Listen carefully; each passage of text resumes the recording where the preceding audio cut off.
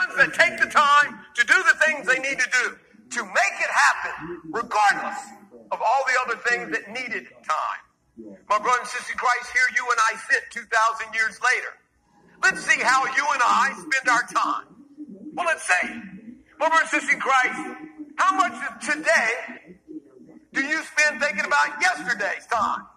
Last week, last month, last year? How much of your day do you spend worried about what was said, did said, could have said, happened to you, shouldn't have happened to you, but it did, and the people that you passed? How much of yesterday, last year, last month takes up of your day today? My brothers and sisters in Christ, listen to what I'm telling you. Please remember this. Just because you are a product of your past does not mean you need to be a prisoner of it. Your past has no string on you.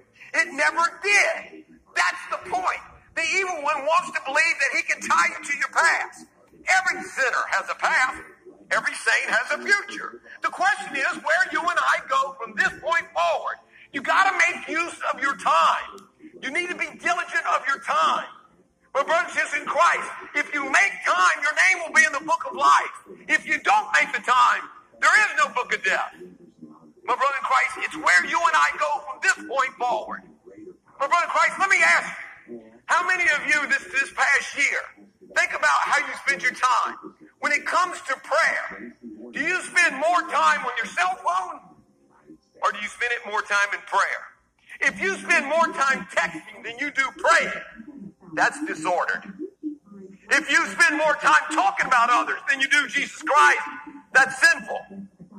If you spend more time out at the duck blind or the deer stand or playing travel ball or kickball than you do going to church, then you've broken a commandment and it's moralistic. My brothers and sisters in Christ, how are you spending your time? Will you go to as many masses this year as you went to last year? Oh, I see. You're a minimalist. I tell you what, on the day of your judgment, boy, what a great card to play. Lord, I did my job. I showed up just on Sunday. My brothers and sisters in Christ, I'm telling you, you don't want to be a minimalist when you stand before him. Do anything minimally in your life. Clean your house minimally.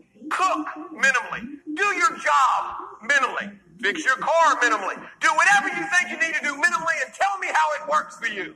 Study for the test minimally and see the results of your work. My brothers and sisters in Christ, you're either all in or you're all out. You can't be halfway. If there's a fence between heaven and hell, it's owned by the devil himself. The question is, what are you going to do with your time? You are never neutral to him. Email, text messages, talks that you have, conversations. Whether you go to Mass or not, you're either walking towards him or away from him. In everything you do, no matter how small it is, you're either going towards him or away from him. So if you're going to go to the same amount of Masses this year than last, you're going backwards. How much time did you spend in adoration last year? Did you even go? You spent the whole year and not one time went to adoration to adore him and to worship him, to tell him thank you for the roof over your head and the clothes on your back?